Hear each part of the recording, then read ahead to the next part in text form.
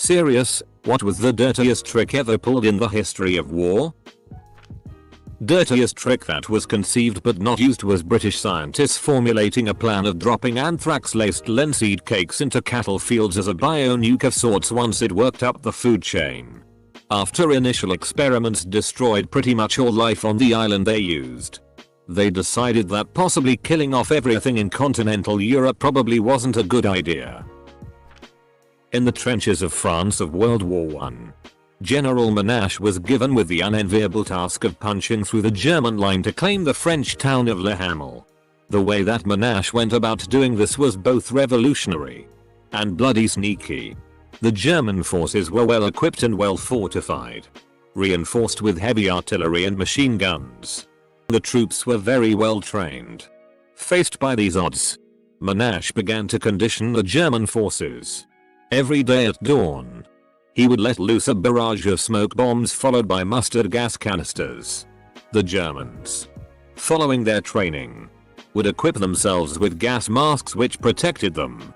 Monash kept up this bombardment for 2 weeks, and soon the Germans became accustomed to the pattern of attack, and would immediately don their gas masks and hunker down at the first sign of smoke. But on the dawn of the 4th of July, the smoke bombs were not followed by gas, but by the Australians. The German gas masks protected them from mustard gas and smoke, but they also vastly impeded their vision, hearing, and ability to communicate. With the noise of the battle and the obscuring smoke, they were deaf and blind on the battlefield. And to make things worse, this was not an unprotected infantry massed attack, but a creeping barrage supported by a division of tanks, heavy artillery, and aircraft. The tanks protected the vulnerable infantry, and the artillery and aircraft prevented the Germans from effectively deploying anti-tank measures. The battle was over in just 90 minutes, and marked the rise of mixed arms warfare. So there's this kind of honey made in Turkey called mad honey. It's made from the pollen of rhododendron flowers. If you eat very much of it you get very intoxicated, and you often hallucinate. You can even OD on it. A few times in antiquity, it was used as a weapon of war. For example, the Persians left some out for the Romans to find. The Romans are that sweet tea right up. And then the Persians attacked them while they were all tripping balls and defenseless. The Russians and their use of a scorched earth policy. I can't think of a better way to flip off your invaders than ruining all your own tea so when they do take it, it's worthless. Not only that, but the land itself is just too damn cold. So go ahead. Take the land. You will just freeze to death. Congratulations. Russia also gets to enjoy a strategy almost no one else gets to enjoy. Retreating because there's so much land versus their neighbors. The enemy must advance and stretch out their supply lines, while Russia shortens their supply lines. The British pulled a dirty trick during the African campaign in World War II. At every well and oasis they could find they hung a sign that said danger, poison, in English and German. It was only when the Germans complained that poisoning wells was a war crime that the British pointed out that yes, poisoning wells was a crime, but merely hanging signs was not. The water was perfectly drinkable. Edit. I've had a bunch of requests for sources, but I cannot for the life of me find where I read it originally. The closest references I can find are to the British creating fake minefields out of nothing but signs in the Second Boer War, and some very impressive British World War II camouflage in Operation Bertram. The US firebombed Tokyo. Because the houses were mostly made of wood, they knew the city would burn. Even the guy who drafted the plan, Robert McNamara, was ashamed of it. They also tried strapping thermite to bats and releasing them over Japan, in the hope they would roost in the houses, then go off and burn the houses down. The plan was cancelled after all the facilities where this was being tested burned down due to incendiary bats roosting in them. In World War I the Allies became used to the smell of chemical weapons and would put their gas masks on quickly. The Germans changed their tactics and would use nearly odorless vomit-inducing chemicals that would absorb quickly into the lungs first. Then, once soldiers were vomiting and couldn't keep their gas masks on, they would fire the main artillery barrage containing the lethal chemicals. According to some records in the art of war, it is considered a good strategy to corner your men and have the enemy attempt to wipe them out. Because when the only means of escape survival is through the enemy, then your own men will fight to the death. The Battle of Maynoon in the Iraqi-Iranian War. You wait until nighttime, and you will see how we are killing these Iranian dogs. An Iraqi officer said with a broad grin. We are frying them like eggplants. He then took us on a tour of dozens of thick electrical cables his troops had lain through the marshy battlefield. A spaghetti network that snaked in and out of the patchwork of lagoons. He showed us the mammoth electric generators that fed the exposed power lines from positions just behind the Iraqi front lines. And when the Iranian Revolutionary Guards made their regular evening advance, the officer and his men demonstrated the macabre genius of their invention. Iraqi gun batteries fired just enough artillery to force the Revolutionary Guards from their marsh boats. And when hundreds of them had been forced to continue their advance through the lagoons on foot, the men manning the Iraqi generators flipped a few switches and sent thousands of volts of electricity surging through the marshland. Within seconds, hundreds of Iranians were electrocuted. This occurred nightly. Not sure if this counts as a trick, but Napoleon, prior to the Battle of Marengo, not only did he cross the Alps with his entire army, a completely unexpected move, but once across, the Austrians thought Napoleon would move to Genoa in order to relieve the siege of that city. Thousands were dying of starvation, and French General Massena desperately called for Napoleon's aid. Napoleon, in a ruthless and surprising move, ignored the calls for help and instead moved to attack the main portion of the Austrian army, eventually winning the Battle of Marengo. Massena surrendered Genoa, and it would be years before he eventually forgave Napoleon for abandoning him, and it would be years before Napoleon forgave Massena for surrendering. Not so dirty, but Turks had the Turan tactic. The army would form it into a crescent, with the arms of the crescent being the armored, strong divisions and middle front being the fastest divisions and middle back being the highest firepower, cannons. They'd start the battle lined up and charge. Then the fast middle front guys would start retreating to the lines behind the middle back, the cannons. The arms of the crescent would hold firm because they were the armored part. The enemy would think they were retreating completely, because it looks like they are losing their ST and also their formation, and will chase after them only to be met with the cannons and to be encircled by the crescent's arms. It was a slaughter of the enemy after that. The actor George Sanders found out that his friend, David Niven, was very chummy with Winston Churchill during the war. He asked Niv to give the Prime Minister a note detailing his idea for a new bomb that the RAF could drop on German cities.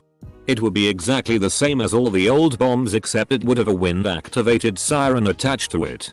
So when the bombs dropped, the German civilian population hiding in shelters would hear the siren, think that the all clear was being sounded and come out. Just as the bombs hit. Niven didn't say how Churchill took the idea.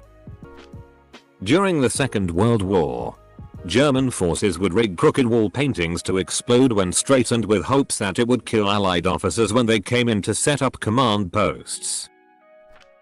Genghis Khan, in a large-scale attack against the fortress at Volohay, after being unable to breach the walls, demanded 1,000 cats and 10,000 Chinese swallows in exchange for lifting the siege.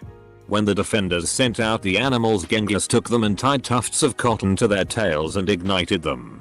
At which point the animals rushed back to their homes within the city, igniting hundreds of small fires, while Genghis' army attacked again and took the fortress amidst the panic, letting the Germans bomb Coventry, so that the Germans wouldn't suspect that their codes were cracked and the British knew they were going to bomb Coventry. This is actually a myth. The truth of the matter is that Enigma is complex, and while it could be cracked typically in hours, sometimes it took longer. The day that the messages about Coventry were being sent, they just didn't decipher the codes in time. England, and the Allies in general, had an extensive spy and counter-spy network during World War II. so they could have easily ensured a false message or two from a spy was intercepted. To make it look like that was where the info came from. Should they want to keep Bletchley secret? Before the Battle of Yorktown, US Civil War, Confederate General Magruder was able to convince McClellan that he had 40,000 troops manning his defenses, rather than his actual force of 10,000. He found a point in the defenses where he knew his troops would be observed and counted, and marched them past that point several times.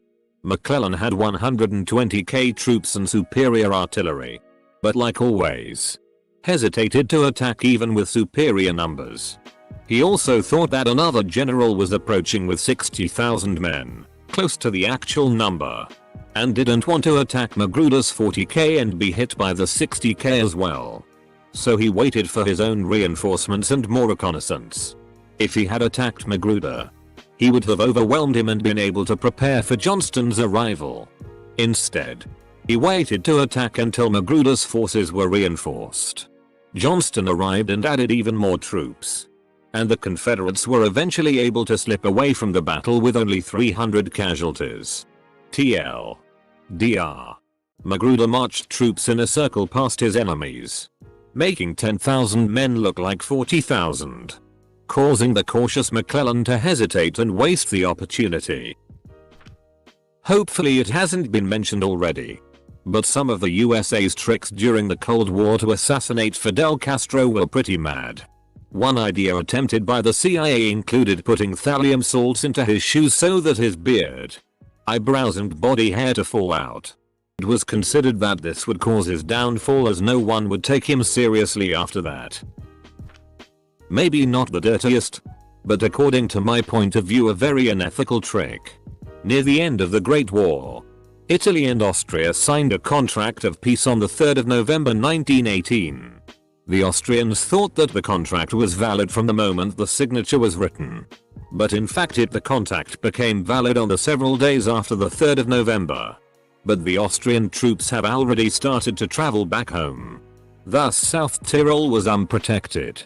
The Italian army recognized that and silently invaded South Tyrol. The dirty trick comes now. An Italian named Ettore Tolomei always wanted South Tyrol to become a part of Italy. So he translated the names of very common locations into the Italian language. Then he presented his map to the Allies, claiming that South Tyrol had previously been a part of Italy. Due to that lie, South Tyrol was promised to Italy in the Treaty of London. Since then our small region is a part of Italy. Has anyone said Agent Orange in the Vietnam War? We couldn't really fight them because they used guerrilla warfare in the dense jungles. So we basically bombed the jungles with Agent Orange, which is an extremely toxic herbicide, to clear out the jungles. This has caused some really ducked up health effects for multiple generations in Vietnam. Not to mention the environmental effects. Correct me if my facts are wrong. I'm not a history buff. Sherman's march to the sea during the American Civil War has to be up there. The idea of total war, where you take a shitload of troops, match them somewhere full of civilians, and burn shit to the ground. Sherman literally went to Georgia and had his men march to the sea ocean and made them destroy all the infrastructure in their path. It worked right into the Union's general plan of suffocating the South and squeezing every cent out of their economy by blocking up almost all major ports in a place that relied heavily on importation, especially during war. Towards the end of the war, inflation had increased so heavily. Bacon that would sell for cents before would now cost a few dollars. Back in the 15th century when the Spanish invaded Holland, in a town called Naarden they organized a town meeting where they were going to inform everyone how Spanish and Dutch could peacefully coexist. When all the Dutch gathered in the town hall they were locked up and the town hall was set to fire. Spanish scumbags. How about this one since I haven't seen it here yet? Vlad Tepes. Some of you might know him as Dracula. Though without the blood drinking, refused to pay the Ottoman Empire, now the Turkish, taxes. Also he was kinda campaigning against the Ottoman every now and again. The Ottoman Empire got tired of Vlad not wanting to pay their taxes and were also pissed that Vlad impaled 20 Some people in Bulgaria. So they send about 100 soldiers to go and get that guy Vlad. Vlad only had about 30 soldiers, so he was heavily outnumbered. He gathered a small group of soldiers, put on the enemy's uniform and entered the Ottoman camp in an attempt to assassinate the commander. However, the plan failed. Next, Vlad returned home, with the Ottoman army chasing behind him. He burned down every village and poisoned every well on his way home, which were his own villages, until he got home. Sick people were also sent down to the Ottoman army to intermingle and have disease spread among them. When the chasing army finally caught up and arrived at their destination, they were welcomed by a forest of 40 impaled people. Claims are that these were all Turkish soldiers, but they were likely just thieves, sick people and other unwanted parts of the populace. Despite their reputation, Canadian soldiers in World War I were prone to the vicious behavior of the war as any other of the period. By the later half of the war, the concept of trench raids became a prevailing method of engaging the enemy. One Canadian soldier recounted a particularly sneaky incident involving cans of beef. Discovering that the Germans had a knack for Canadian canned beef, a Canadian raiding party snuck up on the German trench line and lobbed a can over. At first the Germans reacted as if it was a grenade. But when a second can went over, they started to gather to see the event. They called for more, grouping together, excited to finally get a taste of some long-missed meat.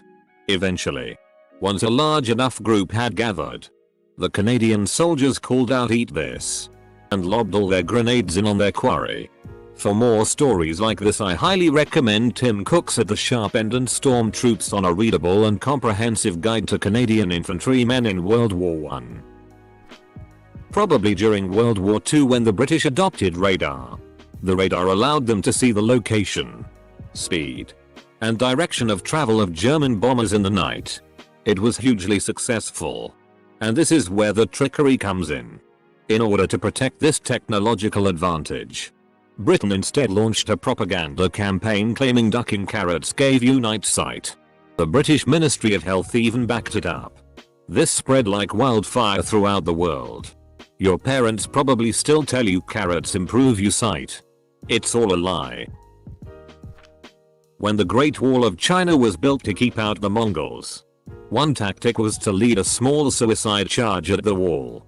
They would then play dead, to the point of having limbs broken and not reacting. And when they came out to collect the bodies, would all rush through with reinforcements. The Mongols did a lot of smart, dirty shit like this. Read the Conqueror books by Connie Gilden if you're interested. Late to the party, but if anyone reads this it will be worthwhile. Hannibal's army was being stalked by Rome. The Romans wouldn't attack outright, but would do a little damage at a time and follow the army from a distance. Hannibal instructed his guides to take him and his army to a town. However, the guides accidentally took his army to a similar sounding town that also happened to be an indefensible position. He then crucified the guides. Night was falling, the Romans would surely attack at dawn. During the night he fixed candles to the horns of some 2,000 cattle and set them off in a particular direction, with his army following behind in the dark. The Romans thought the cattle were his army and revealed themselves, trying to make an attack. Hannibal's real army was then able to push through the Romans and escape. During medieval times, in northern Italy, in the region of Piedmont, a city was being besieged. This big city was protected by walls, so the best way to win for the invading army was to wait until the city ran out of food. After a few months people were starving, and the only thing left were a few bags of rice and a couple of cows. People gathered in the town hall to evaluate the possibility of surrender. They determined that the city had food to last a few more weeks. And during the meeting a young boy had an idea. A few days later that boy came out of the city walls with one of the last few cows left inside the town. He approached the besieging army commander and asked if he could throw the cow out of the city because there was a lack of space due to the enormous amount of food they still had. The army commander looked at the cow and saw it was fat, and the boy replied, "We also had to feed the cow rice." because of the lack of space in the food storage. Everything is full. The army commander killed the cow and cut it open and saw there was rice inside its stomach. Thinking that the city could last for years until it surrendered, the army commander stopped the besiege and went away.